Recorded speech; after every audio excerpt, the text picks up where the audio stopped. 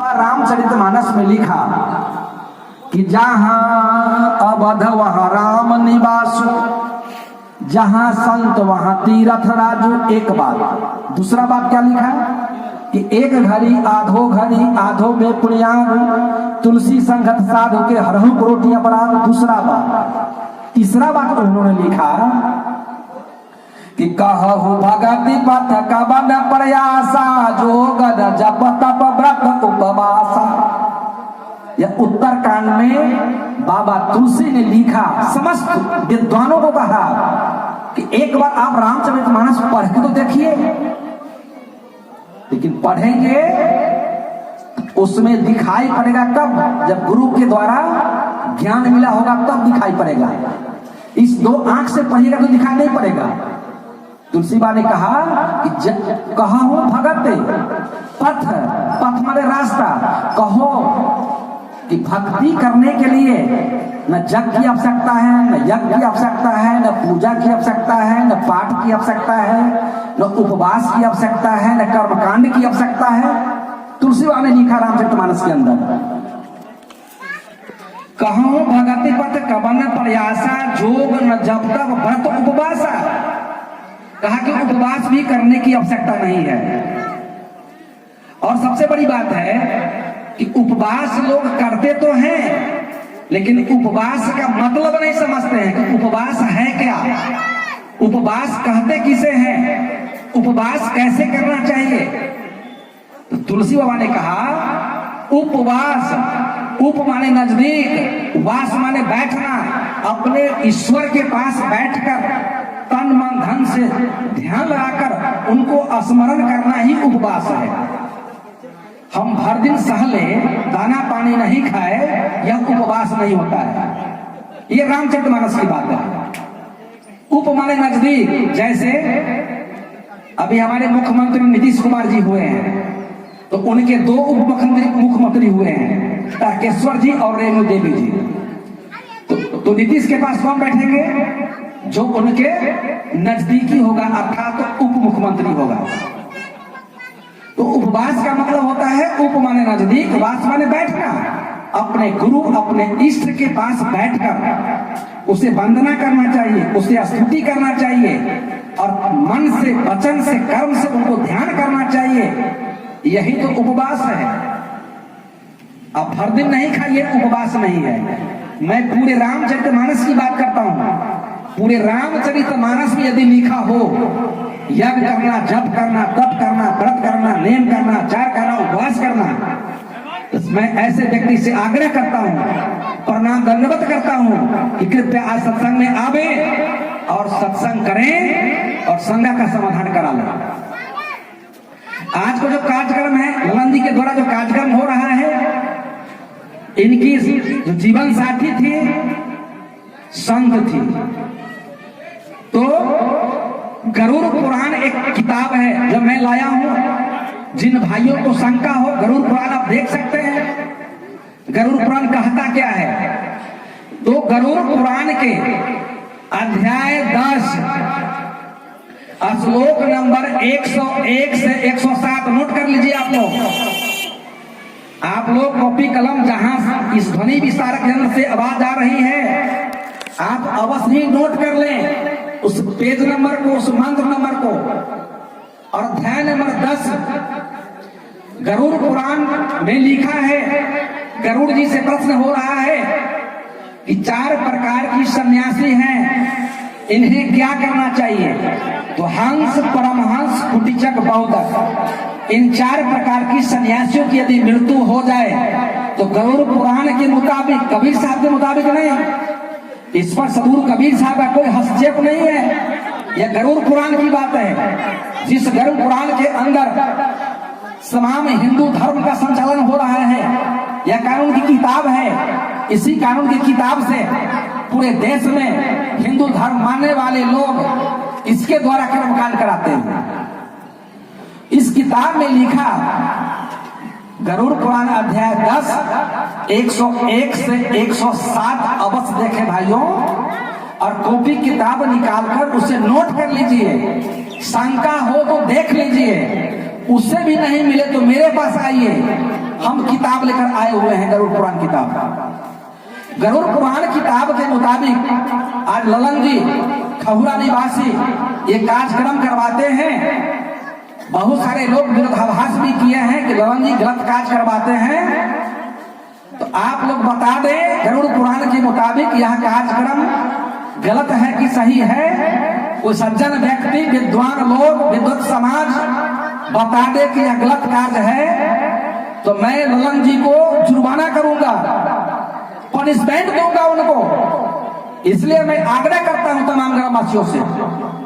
तो गरुड़ पुराण में लिखा है कि हंस, परमहंस, कुटिजक, बौद्धक, इन चार प्रकार की सन्यासी यदि मृत्यु हो जाए तो उन्हें भूमि में गाड़ देना चाहिए, या नहीं तो कोई बहुत बड़ी महानदी हो जिसमें जल प्रवाह होता हो, धार चल रहा हो, उसमें जल प्रवाह कर देना चाहिए। उसमें लिखा है दाह संस्कार, उदक क्रिया, दशगात्री इत्यादि कुछ भी ना करें, पिंड दान ना करें, ये गरुड़ पुराण में लिखा है। इसलिए भाइयों मैं आग्रह करता हूं तमाम लोगों से कि शंका हो तो आज हमारे ललन जी के गुरुदेव आ चुके हैं, आप अवश्य ही शंका का समाधान करा लें। अगर ललन जी गलती किया है तो हम लोग तमाम लोग मिलकर, पूरे ग्रामीण लोग मिलकर उन्हें पनिशमेंट करेंगे, उनको दंड करेंगे, जुर्माना करेंगे और उनको भाग से भी मार देंगे हम लोग। इसलिए गरुड़ पुराण कह रहा है। अब आइए गरुड़ पुराण के अध्याय 5 में 31 श्लोक नोट कर लीजिए। अध्याय 5 श्लोक नंबर 31। यह जो कार्यक्रम हो रहा है यह बिल्कुल कर्म कांड से रहित हो रहा है। कर्म कांड करना कोई जरूरत नहीं है। आप अपने माता पिता को जीवित अवस्था में जो सेवा करेंगे, अपने माता पिता को जो भोजन कराएंगे, वस्त्र कराएंगे, इलाज कराएंगे, उससे बड़ा धर्म दुनिया के अंदर कुछ होता नहीं है। और माता पिता सबसे बड़ा देवता है। आज लोग माता पिता को सेवा नहीं करता, लेकिन यज्ञ, जप, तप, व्रत, नेम कराने के लिए लोग अग्रसर रहते हैं। इसलिए माता पिता सबसे बड़ा देवता है। उन्हें जीवित अवस्था में ही सेवा करना चाहिए, भोजन कर देना चाहिए, वस्त्र देना चाहिए, इलाज करना चाहिए। तो लोग जीवित अवस्था में लोग सेवा नहीं करेगा।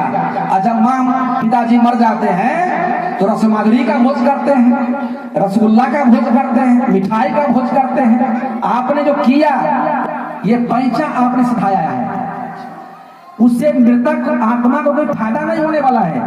आप जो जीवित अवस्था में जो सेवा किया आपने, वही उनको सार्थक हुआ, वही उनको फल मिला।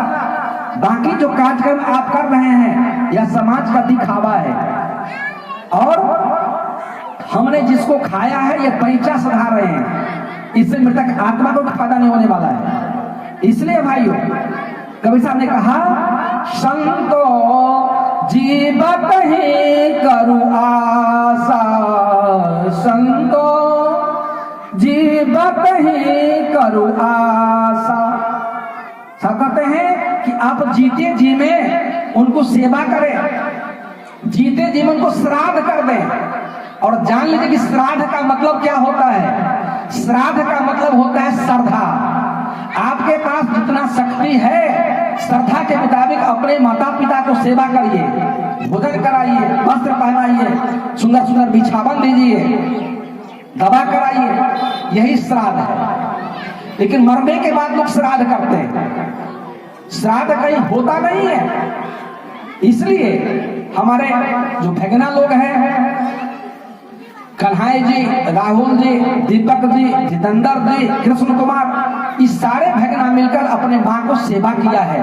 तन से, मन से, धन से, मन से, वचन से, कर्म से अपने माँ को सेवा किया है। और इस पांचों भगना से आप शिक्षा लें कि माँ को सेवा कैसे करना चाहिए, कैसे ये कार्यक्रम करवा रहा है, आप इनसे शिक्षा लें।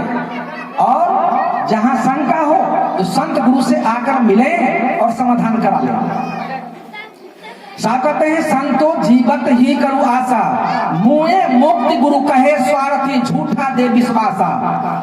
अगर कोई ऐसा कहता है कि मरने के बाद कि गया जी में जाकर फूला फंसा दो, बाबूजी का बैकुंठ हो जाए, स्वर्ग हो जाए, यह सब झूठा बात है, बिल्कुल झूठ है, 100% झूठा यह बात। इसलिए अगर फूला फंसाने से बाबूजी को स्वर्ग बैकुंठ हो जाए, भवतरणी पार कर जाए, तो यज्ञ जाप कराने की क्या आवश्यकता है, अष्टजाम नवाह कराने की क्या आवश्यकता है, पूजा पाठ कराने की क्या आवश्यकता है, सत्संग भंडारा कराने की क्या आवश्यकता है। इसलिए भाइयों, ये भ्रम है, हम सारे लोग अज्ञानता में पड़े हुए हैं कि अपने माता पिता को जीवित अवस्था में सेवा नहीं करते हैं और मरने के बाद गया जी में जाकर उनको स्वाहा करते हैं, फूला फंसाते हैं कि मेरे बाबूजी को स्वर्ग हो जाए, बैकुंठ हो जाए।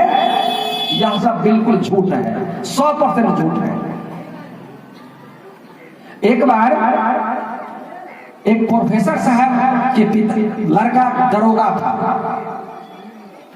तो दरोगा से हम नौकरी कर रहे थे, उनके पिताजी इंग्लिश के प्रोफेसर था। दरोगा जी बहुत बड़ा विद्वान थे, कविपंथी थे। उनके पिताजी के मरने के बाद कोई काम नहीं किया, कोई कर्मकांड नहीं किया। कुछ लोगों ने उन्हें सिखा दिया, एक मालिन भाई को, कि देखिए प्रोफेसर साहब तो विदा हो गए, दरोगा साहब तो पैसे वाले थे, खूब दान दक्षिणा हम लोगों को मिलता, लेकिन दरोगा साहब ने कुछ नहीं किया। उस माली भाई को सिखा दिया और खिलाने लगा, कहा ए, हम दरोगा साहब के पिताजी बोल रहे हैं प्रोफेसर साहब। इतवार का दिन था, दरोगा साहब घर पर आए।